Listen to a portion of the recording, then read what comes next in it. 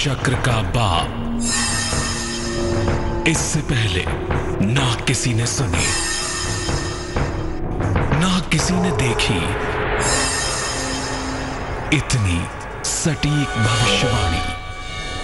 चाल चक्र। नमस्कार, बहुत स्वागत है आपका। आप देख रहे हैं चाल चक्र और मैं हूं आपके साथ शैलेंद्र पांडे। सावन के महीने की शुरुआत के साथ साथ आपको तमाम लोग ऐसे दिखाई देते होंगे जो गेरुआ कपड़े पहने होते हैं, भगवा वस्त्र पहने होते हैं और अपने कंधे पर लोटे में या मटके में जल लेकर दौड़ते रहते हैं, चलते रहते हैं। ये दरअसल कांवर उठाते हैं और ये कांवरिये भगवान शिव का अभिषेक करते हैं शिवरात्रि के दिन। क्या है ये कांवर, इसके नियम क्या हैं, इसका महत्व क्या है, आज इसी विषय पर चर्चा करेंगे। चाल चक्र में क्या खास है, चलिए बताते हैं। चाल चक्र में आज बात करेंगे कांवर उठाने के नियमों के बारे में। अगर आप कांवर यात्रा में शामिल नहीं हो पा रहे हैं तो घर बैठे कांवर यात्रा का लाभ कैसे उठाएंगे, इस पर भी बात करेंगे। और भगवान शिव के अभिषेक से कैसे मनोकामना पूरी होती है इन कांवरियों की, कांवर यात्रा वालों की, उस पर भी बात करेंगे। राशियों की सटीक भविष्यवाणी भी होगी आपके लिए और आपके लिए खुलेगा भाग्य का दरवाजा। तो आज बात कांवर की, कांवरियों की और भगवान शिव की। लेकिन सबसे पहले आज का पंचांग। आज तिथि है श्रावण कृष्ण पक्ष की नवमी, इसके उपरांत दशमी होगी आज के दिन। नक्षत्र होगा आज का भरणी नक्षत्र। चंद्रमा मेष राशि में संचरण कर रहे हैं। राहु काल का समय दोपहर के 3 बजे से तकरीबन 4:30 तक होगा और उत्तर दिशा की तरफ यात्रा करने की आज मनाही है। लेकिन अगर यात्रा करना जरूरी है, मजबूरी है, तो जरा सा गुड़ खा के और भगवान का स्मरण करके आप यात्रा करें तो बेहतर होगा। सबसे पहले जानते हैं कि कांवर उठाते क्यों हैं और कांवर का महत्व क्या है। देखिए, कांवर एक तरह की संरचना है जिसमें एक बांस की या लकड़ी की डंडी होती है और उसके दोनों तरफ रस्सी में बांध के जल भर के मटके में रखा जाता है। इस पूरे प्रक्रम को कांवर कहा जाता है। कांवर में जल भरकर शिवलिंग या ज्योतिर्लिंग पर चढ़ाने की परंपरा पाई जाती है। क्यों चढ़ाते हैं जल? सावन के महीने में भगवान शिव ने विष पान किया था, विष ग्रहण किया था और उस विष की ज्वाला को शांत करने के लिए भक्त भगवान को जल अर्पित करते हैं। भक्ति ये नहीं देखती कि तर्क क्या है, लॉजिक क्या है नहीं है। शिव जो कि स्वयं सृष्टि के नियंता हैं, उनके ऊपर विष का क्या प्रभाव होगा ये भक्त नहीं जानते। भक्त को तो ये लगता है कि भगवान शिव ने विष पिया, उनका शरीर ऊर्जावान हो गया होगा, गर्म हो गया होगा, विष के जलन से उनको तकलीफ हो रही होगी। इसीलिए भक्त अपने भगवान को जल अर्पित करते हैं ताकि जो विष का प्रभाव है, जो विष की निगेटिविटी है, वो भगवान शिव को प्रभावित ना करे। कांवर के जल से भगवान शिव का अभिषेक अगर किया जाए, कठिन यात्रा करके पवित्र नदियों का जल लाके भगवान शिव को अगर अर्पित किया जाए तो इससे तमाम समस्याएं दूर होती हैं और तमाम मनोकामनाएं भी पूरी होती हैं। जो कोई भी कांवर से भगवान शिव को नियमानुसार जल अर्पित करते हैं, उनको अकाल मृत्यु का भय नहीं होता।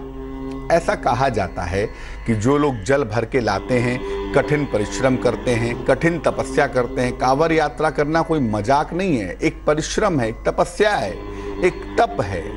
जो लोग इस तपस्या के माध्यम से जल ले आते हैं और भगवान शिव को अर्पित करते हैं, कहा जाता है उनको अकाल मृत्यु का भय नहीं होता। उसका सबसे बड़ा कारण ये है कि शिव समय से ऊपर हैं, काल से ऊपर हैं, इसीलिए अकाल मृत्यु की संभावना नहीं बनती।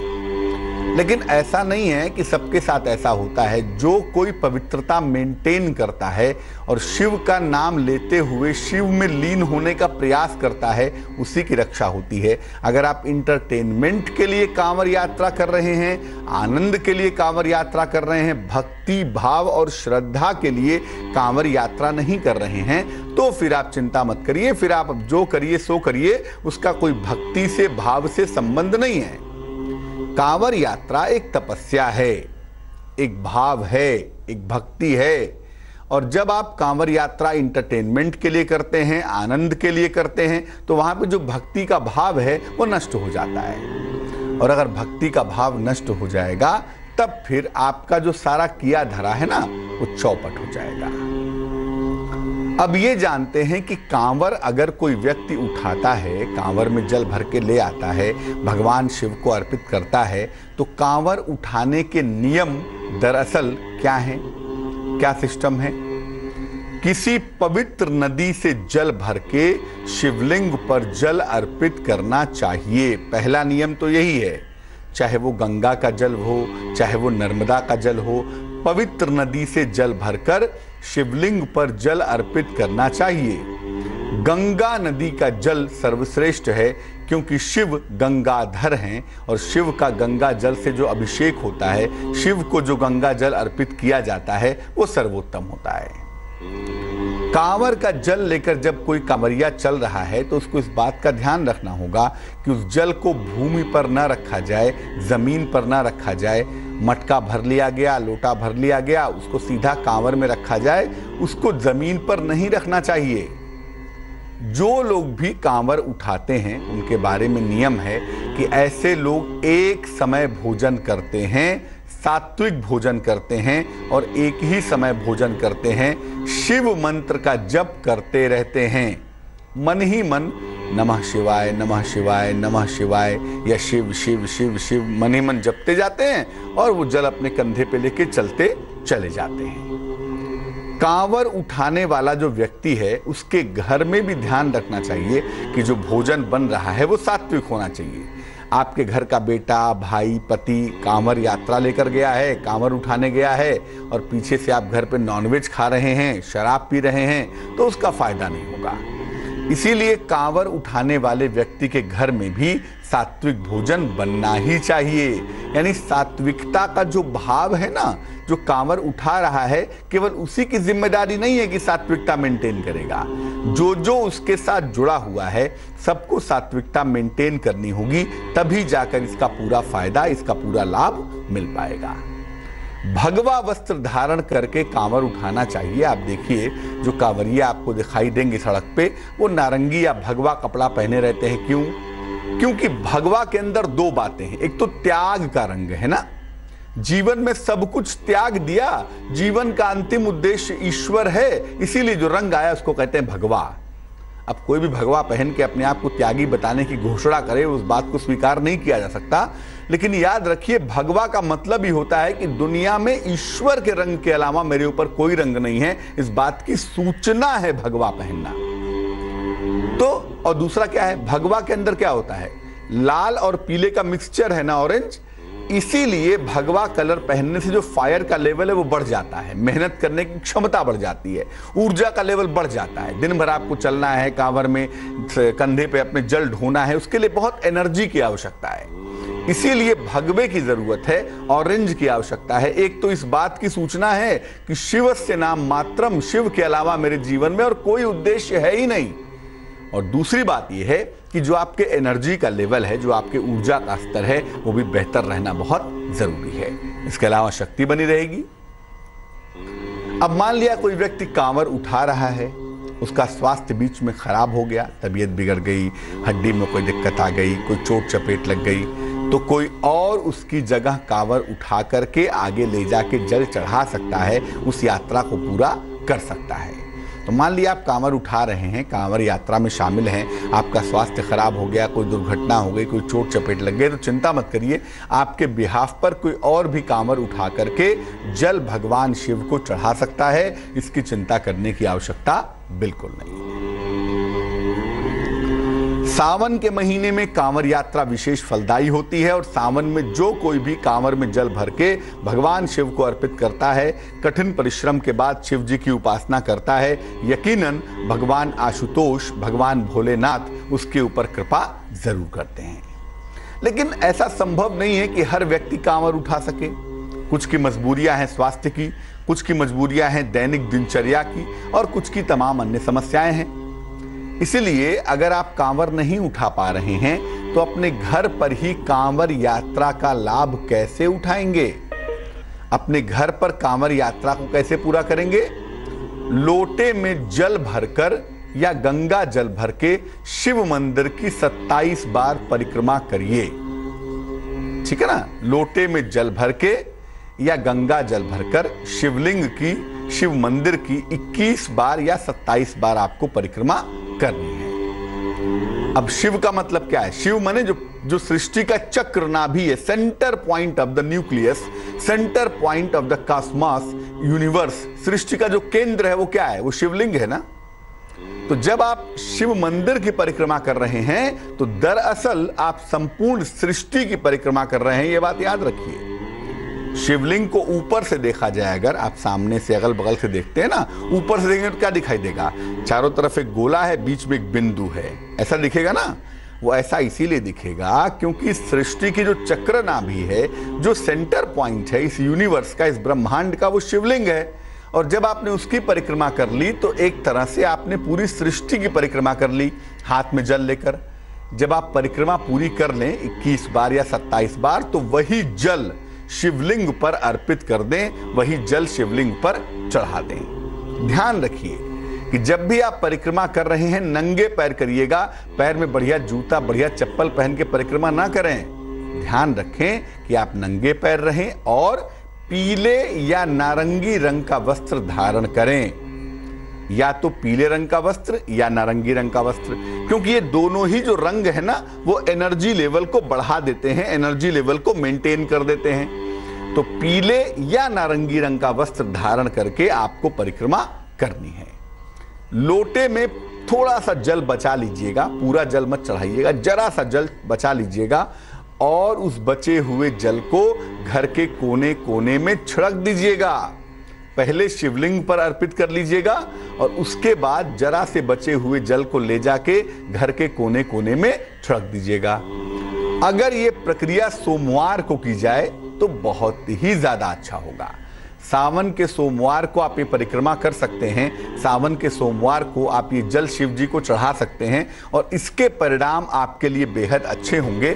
वरना सावन की शिवरात्रि आ रही है, 21 तारीख को सावन की शिवरात्रि है, तो उस दिन अगर आप ऐसा करें, अगर आपको कि सबसे अधिक जो अभिषेक होता है शिव जी का वो सावन की शिवरात्रि पर होता है, तो अगर 21 तारीख को ऐसा कर सकें तो आपके लिए बेस्ट होगा। नहीं तो आप सावन के किसी भी सोमवार को शिव मंदिर की परिक्रमा करके भगवान शिव का जलाभिषेक कर सकते हैं और उसके वही परिणाम प्राप्त होंगे जो कांवर यात्रा के प्राप्त होते हैं। इसलिए ये कांवर यात्रा एक तपस्या है। कांवर का जल भर के लाना, शिव जी को अर्पित करना एक विशेष तरह की आराधना है, स्तुति है, और इसको करने से निश्चित रूप से व्यक्ति को शिव कृपा का अनुभव हो पाता है।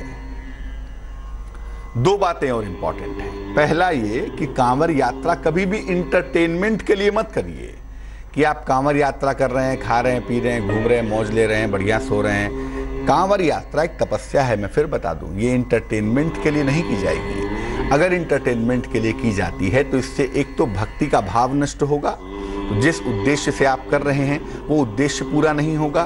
दूसरा, अगर आप कांवर यात्रा कर रहे हैं तो आप शिव के भक्त हैं, इस बात को याद रखिए। और शिव ने इस सृष्टि की रक्षा के लिए विषपान किया था, तो आप ऐसा कुछ मत करिए कांवर यात्रा के दौरान, या अगर आप कांवरिये हैं तो ऐसा कुछ मत करिए जिससे किसी को तकलीफ हो। झगड़ा मत करिए, लड़ाई मत करिए, उपद्रव मत करिए, ऊधम मत करिए, क्योंकि अगर आप ऐसा करते हैं दूसरों को तकलीफ होती है तो कहीं ना कहीं इससे भगवान शिव का अपमान होता है, जो आपके लिए अच्छा नहीं होगा। एक दर्शक जुड़ रही हैं, पूर्णिमा जी हैं कोलकाता से, उनसे बात करते हैं। पूर्णिमा जी बताइए। नमस्ते सर। जी नमस्कार। मेरा बेटे के बारे में पूछना था। जन्म की तारीख बताइए बेटे की। जन्म का तारीख है 2003 अगस्त 9 तारीख। 9 अगस्त 2003। समय बताइए। हाँ, समय 4:25 भोर का। कहाँ पे जन्म हुआ है? कलकत्ता में। पूछिए क्या प्रश्न है? वेस्ट बंगाल कलकत्ता। उनका पढ़ाई लिखाई कैसा रहेगा, भविष्य कैसे रहेगा? अभी तो आपका बच्चा छोटा है, अभी कोई परेशानी हो रही है? हाँ। कुंडली आपके बच्चे की बनती है कर्क लग्न की, राशि बन रही है धनु।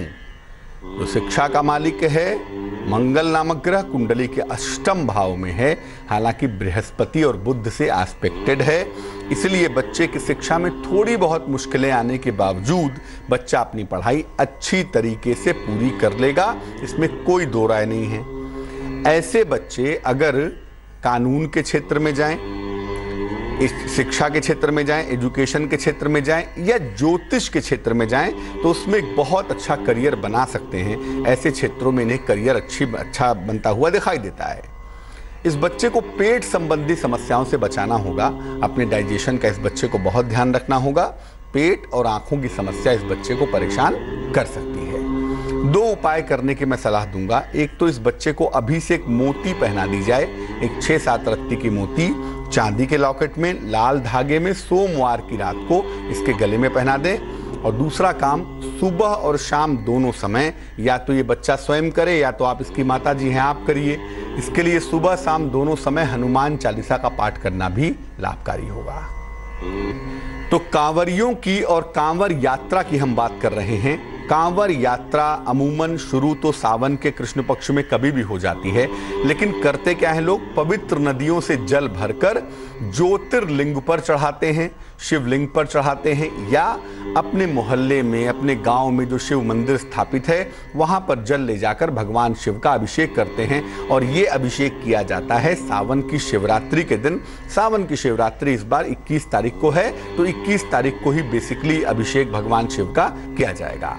लोग हरिद्वार जाते हैं, वाराणसी जाते हैं, वहाँ से गंगा जल भर के लाते हैं, या नर्मदा से गंगा जल भर के लाते हैं और किसी ज्योतिर्लिंग पर चढ़ाते हैं। बहुत सारे लोग उस जल को ले जाके अपने गांव में, मोहल्ले में, घर में जो भगवान शिव का शिवलिंग स्थापित होता है उस पर अर्पित करते हैं। और माना जाता है कि जो कोई व्यक्ति भी ये तपस्या करता है, इस कठिन तपस्या का पालन करता है, उसे भगवान शिव की कृपा मिलती है। और याद रखिए, जिसके ऊपर एक बार शिव की कृपा हो जाती है उसे जीवन में किसी अन्य कृपा की, किसी अन्य आशीर्वाद की आवश्यकता नहीं होती। एक दर्शक जुड़ रहे हैं गुजरात से हमारे साथ, उनसे बात करते हैं। बताइए। हाँ, मेरा नाम दीपक है, मैं मोरबी गुजरात से बोल रहा हूँ। मेरा जन्म डेट है 18/2/83।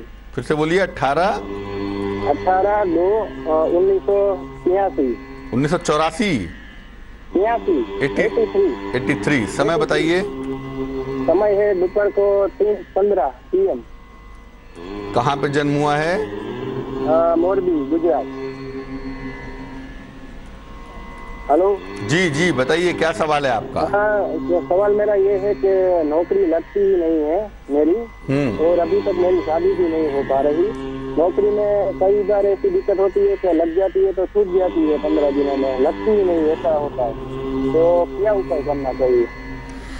देखिए, सबसे पहले तो ये है कि अभी आपको एक नौकरी बेहतर मिलने वाली है। अगस्त से दिसंबर के समय के बीच में आपके लिए बेहतर नौकरी के संकेत दिखाई दे रहे हैं और इस समय एक बेहतर नौकरी आपको प्राप्त हो जाएगी। लेकिन देखो, जहां तक सेटलमेंट का सवाल है ना, जीवन में डेवलपमेंट का सवाल है, वो बिना विवाह के संभव नहीं होगा। इस कुंडली में विवाह के बाद ही जीवन में ज्यादा उन्नति होगी, ज्यादा सफलता आपको मिल पाएगी। और जहां तक विवाह होने का प्रश्न है, ये विवाह आपका अगले साल होगा, मार्च अप्रैल के महीने में या मई जून के महीने में, माने जनवरी से जून वाला जो टाइम है, इसमें आपकी शादी होने की संभावना दिखाई देती है। और शादी करना जरूरी भी है, क्योंकि आपका बहुत सारा डेवलपमेंट आपकी शादी के ऊपर निर्भर करता है। मिथुन लग्न है, मेष राशि है और शुक्र नामक ग्रह बेहद कमजोर दिखाई दे रहा है। तो एक ओपल नाम का रत्न वजन में 12 से 14 रत्ती चांदी की अंगूठी में सीधे हाथ की तर्जनी उंगली में शुक्रवार की शाम को अगर आप धारण करें तो आपको लाभ होगा। और दूसरा, नौकरी में बार बार उठा पटक ना हो, उतार चढ़ाव ना हो, इसके लिए रोज शाम को 108 बार ओम शं शनैश्चराय नमः शनि के मंत्र का जाप करें ताकि नौकरी स्थिर हो जाए, और ऊपर पहन लें ताकि शादी जल्दी हो, चीजें बेहतर हो, लाभ आपको जल्दी हो पाए। अब हम बात करेंगे आपके राशियों के हाल की। ये समझेंगे कि आज आपका दिन कैसा जाने की संभावना बनती है। आपके टेलीफोन कॉल्स का जवाब भी देंगे, लेकिन फिलहाल स्वस्थ रहने के सरल उपाय निरोगी भव में। अगर आप नियमित रूप से जीरा डालकर दही खाएं, दही वैसे भी दिन में खाना बेहतर होता है, तो दही जब भी खाएं उसमें जरा सा जीरा या जीरा पाउडर डाल के अगर आप दही खाएं तो इससे आपका वजन तेजी से कम होगा। वजन को घटाने के लिए जीरे का प्रयोग करना बेहद अच्छा होता है। राशियों के सिलसिले की शुरुआत करते हैं। सबसे पहले जानते हैं मेष राशि के बारे में। मेष राशि वालों के शिक्षा में सुधार की संभावनाएं बन रही हैं। जीवन साथी का सहयोग प्राप्त होगा, लेकिन थोड़ा सा ध्यान अपनी संतान के साथ तालमेल पर आपको देना पड़ेगा। शुभ रंग जिसका इस्तेमाल करेंगे वो होगा पीला, और भाग्य साथ निभाएगा तकरीबन 75%। वृष राशि, चिंताएं थोड़ी कम हो जाएंगी आपकी। रोजगार में मनचाही सफलता की प्राप्ति होगी। आकस्मिक धन मिलने से मुश्किलें थोड़ी सी कम होती हुई तो दिखाई देंगी ही। शुभ रंग आसमानी है, और भाग्य साथ निभा रहा है 74%। मिथुन राशि, नौकरी में सुधार भी है और परिवर्तन भी है। वाणी पर नियंत्रण बनाए रखें तो सब कुछ बहुत बेहतर हो सकता है। जल्दबाजी में निर्णय न लें। शुभ रंग धानी है, और भाग्य है 88%। कर्क राशि, स्वास्थ्य का बहुत ध्यान रखें। क्रोध बिल्कुल ना करें। वाहन दुर्घटना से बचाव करें, बेवजह की दुर्घटनाएं ना हो जाएं। शुभ रंग जिसका प्रयोग करेंगे वो होगा लाल, और भाग्य होगा 50%। सिंह राशि, किसी अतिथि का आगमन होता दिख रहा है। अचानक धन की प्राप्ति भी हो रही है। मान सम्मान मिलेगा आपको, ये संभावना बनी हुई है। शुभ रंग जिसका प्रयोग करेंगे वो होगा ब्राउन यानी कि भूरा, और भाग्य होगा 90%। कन्या राशि, दुर्घटना से बचाव करें। कारोबार में थोड़ी मुश्किलें दिखाई दे रही हैं, और छोटी ही सही लेकिन लाभदायक यात्रा के योग भी बन रहे हैं। शुभ रंग हरा होगा, और भाग्य होगा तकरीबन 40%। तुला राशि, बेवजह का क्रोध करना मुश्किलों में न डाल दे। क्रोध पर काबू रखें। लंबी दूरी की यात्रा के लिए तैयार हो जाएं, और अगर संतान प्राप्ति के लिए प्रयत्नशील हैं, बेहतर समय है, लाभ हो सकता है आपको। शुभ रंग नीला होगा, और भाग्य होगा 91%। वृश्चिक राशि, वैवाहिक संबंधों में थोड़ी सी मुश्किल आ सकती है। अगर धन कहीं पे रुका हुआ है, कोशिश करने पे प्राप्त होगा, लेकिन फिलहाल यात्रा मत करिएगा। यात्रा करना बहुत फायदेमंद नहीं रहेगा। शुभ रंग सुनहरा होगा, और भाग्य होगा 73%। धनु राशि, किसी प्रिय व्यक्ति से आपकी मुलाकात होगी। खान पान का बहुत ध्यान रखें। यात्रा न करें इस समय, यात्रा को फिलहाल टाल दें तो बेहतर है। शुभ रंग हरा है, ग्रीन है, और भाग्य है 49%। मकर राशि, कारोबार में लाभ होगा। सेहत आपकी अच्छी बनी रहेगी। विदेश यात्रा के सुंदर योग भी दिख रहे हैं। शुभ रंग नीला होगा, और भाग्य होगा तकरीबन 67%। कुंभ राशि, नौकरी में कुछ नयापन आ रहा है। नौकरी कुछ नई हो रही है, संभावना दिखाई दे रही है। धन लाभ के योग भी बन रहे हैं, और उपहार सम्मान का लाभ भी आपको मिल रहा है। शुभ रंग क्रीम है, और भाग्य है 54%। मीन राशि, संपत्ति का विवाद आपका हल होगा। आर्थिक लाभ भी आपको प्राप्त होगा। किसी मनोरंजक यात्रा पर आप जा सकते हैं, ये संभावना बनी हुई है। शुभ रंग ग्रे है, और भाग्य है 87%। एक दर्शक जुड़ रही हैं पटना से, पूजा है हमारे साथ, उनसे बात करते हैं। पूजा बताइए। जी प्रणाम गुरुजी। नमस्कार जी मैं अपने बेटे के बारे में 2 सवाल पूछना चाहती हूँ। जन्म की तारीख बताइए बेटे की। मेरा बेटे की 30 जून 2013। समय बताइए। दोपहर के 11:05 पे। और जन्म कहाँ हुआ है? पटना में। पूछिए क्या प्रश्न है? मेरा बेटा का स्वास्थ्य ठीक नहीं रहता है गुरुजी, बहुत पतला दुबला है, खाता भी अच्छा से नहीं है और अभी 4 साल का हो गया है पंडित जी, उसका वजन भी नहीं बढ़ रहा है, हमेशा उसका स्वास्थ्य ठीक नहीं, तबीयत खराब रहता है तो बहुत परेशानी होती है। कब से इसका ठीक रहेगा पंडित जी, यही पूछना चाहती हूँ मैं। बेटे की कुंडली कन्या लग्न की, राशि मीन, जन्म हुआ शनि की महादशा में और फिलहाल बुध की महादशा चल रही है इस बच्चे की और अंतरदशा भी बुध की ही है। इसलिए बुध इस कुंडली का लग्नेश भी है, सेहत का मालिक भी है, लेकिन बुध कमजोर होने की वजह से जो एक सपोर्ट सिस्टम होना चाहिए स्वास्थ्य का, जो एक इंप्रूवमेंट की पोजीशन होनी चाहिए स्वास्थ्य की, वो नहीं दिखाई दे रही है। फिर भी कोई खास गंभीर बात नहीं है जिसकी चिंता की जाए। ज्यादा से ज्यादा आगे चल के आंखों में दिक्कत होगी या सरदर्द वगैरह की शिकायत कर सकता है, बट कोई खास समस्या होगी, कोई गंभीर बात होगी, ऐसा नहीं लगता। अब बच्चा छोटा है, अभी बहुत कोई रत्न की बात तो नहीं करूंगा, लेकिन 2 बात मैं कहूंगा। एक तो इस बच्चे के लिए आप रोज सुबह 108 बार नमः शिवाय का जप करिए, बहुत इंपॉर्टेंट है। और दूसरा, इस बच्चे को अधिक से अधिक हरे रंग के वस्त्र का, ग्रीन कलर का इस्तेमाल करवाइए, उससे भी इस बच्चे को लाभ जल्दी होगा, जरूर होगा। तो चलिए अब खोलते हैं भाग्य का दरवाजा और निकालते हैं उसमें से एक महत्वपूर्ण उपाय। घर का जो आग्नेय कोण है, दक्षिण पूर्व का कोना है, साउथ ईस्ट का कोना है, वहां पर दंपतियों को नहीं सोना चाहिए, पति पत्नी को वहां नहीं सोना चाहिए। फायर के इलाके में सोने से क्या होगा? या तो संतान नहीं होगी या वैवाहिक जीवन में सेपरेशन की, विच्छेदन की नौबत आ जाएगी। तो बेहतर है भैया फायर के इलाके में ना सोएं। फायर के इलाके में सोने से बेवजह का कलेश, बेवजह की किचकिच बढ़ जाती है। एक दर्शक जुड़ रहे हैं पठानकोट से हमारे साथ, उनसे बात करते हैं। बताइए। बेटे के बारे में पूछना है। नमस्ते सर। नमस्कार। बेटे का डेट ऑफ बर्थ बताइए। 7/10/2007। 7/10/2007। समय बताइए। समय 5:23 पे शाम को। कहाँ पे जन्म हुआ है? अमृतसर। पूछिए क्या जानना चाहती हैं बेटे के बारे में? कैरियर के बारे में। शरारती बड़ा है, पढ़ता नहीं है, कोई कहना नहीं मानता किसी का भी। इसके देखो, एक तो आपका बच्चा बहुत छोटा है, इसलिए अभी से आप बहुत परेशान हो जाएंगी तो काम नहीं चलेगा। हाँ, ये जरूर है कि थोड़ी उद्दंडता ज्यादा है, क्योंकि मंगल नामक ग्रह केंद्र में बैठा है, मीन लग्न की कुंडली है, राशि सिंह है और फायर का इलाका बिल्कुल बिगड़ा हुआ है, इसलिए उद्दंडता वाला पार्ट बहुत दिखाई देता है। लेकिन बच्चे का देखो भविष्य भी उज्जवल है और दिमाग भी बेहद ताकतवर है। अगर ये बच्चा आगे चल के कानून के क्षेत्र में जाए, सिविल सर्विस की, प्रशासनिक सेवा की तैयारी करे, तो इस बच्चे को खूब सफलता की प्राप्ति होगी।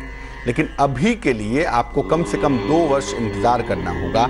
2019 से आपके बेटे के स्वभाव में, करियर में, जीवन में सुधार होने की संभावना दिखाई दे रही है। इस बच्चे को स्किन की प्रॉब्लम से, त्वचा की समस्या से और पेट की समस्या से बचाना होगा। ये दोनों समस्याएं इसको परेशान कर सकती हैं, इसलिए इन दोनों पे ध्यान ज्यादा देना होगा। ज्यादा से ज्यादा इस बच्चे को आप कहें कि रोज सुबह 7 बार या 9 बार अधिक अच्छा होगा, 9 बार रोज सुबह गायत्री मंत्र का जप करे और गायत्री मंत्र का जप करने के बाद ही विद्यालय जाए, स्कूल जाए। ऐसा करने से बहुत जल्दी सुधार हो जाएगा। तो कांवर यात्रा अगर आप कर रहे हैं तो भगवान की बड़ी कृपा है आपके पास, लेकिन ईमानदारी, पवित्रता, सात्विकता बनाए रखिएगा। और अगर कांवर यात्रा नहीं कर रहे हैं तो कोई बात नहीं, शिव मंदिर में जाके भाव सहित शिव का पूजन करने से भी आपको कांवर यात्रा के शुभ परिणाम प्राप्त होंगे। और कैसे होंगे वो हम आपको पहले बता चुके हैं। चलिए अब जानते हैं क्या है आज का शुभ पहर। आज का शुभ पहर है शाम को 5 बजे से 6:30 तक। इस समय में हनुमान जी की कपूर से आरती करें। आपके जीवन की जो भी बाधाएं वर्तमान समय में चल रही हैं, आपको परेशान कर रही हैं, निश्चित रूप से वो बाधाएं समाप्त होंगी, लेकिन करेंगे शुभ पहर में ही। और शुभ पहर का समय फिर से नोट कर लें, शाम को 5 बजे से 6:30 के बीच में। तो आज के लिए चाल चक्र में बस इतना ही। भगवान शिव आप सबके ऊपर अपनी कृपा बनाए रखें, इसी कामना के साथ मुझे दीजिए इजाजत।